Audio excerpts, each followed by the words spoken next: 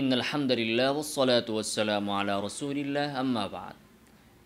আমরা জানি যে ব্যবসায়িক পণ্যে যাকাত আদায় করতে হয়, অর্থাৎ যেমনিভাবে টাকা পয়সা স্বর্ণ অলংকারের উপর যাকাত আসে, তেমনিভাবে ব্যবসায়িক পণ্যের উপরও যাকাত আসে।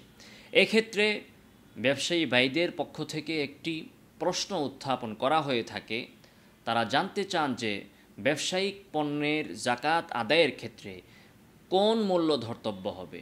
খরিদ মূল্য, অর্থাৎ তিনি যে মূল্যে সেই পণ্যটি ক্রয় করেছেন সেই মূল্য ধরে যাকাত দিবে, নাকি খুচরা মূল্য ধরবে, নাকি পাইকারি মূল্য ধরবে, নাকি অন্য মূল্য ধরবে, অথবা মূল্য তো ওঠানামা করে, তো তিনি কোন দিনের মূল্য বিবেচনায় যাকাত আদায় করবেন। এক্ষেত্রে সমাধান হচ্ছে, মাসআলা হচ্ছে, যেদিন তার যাকাত বর্ষ পূর্ণ হয়েছে সেদিন অবিক্রিত সকল পণ্যগুলো যদি একত্রে বিক্রি করে দেওয়া হতো, তাহলে যে মূল্য আসতো সেই মূল্য হিসাব করে তিনি যাকাত আদায় করবেন।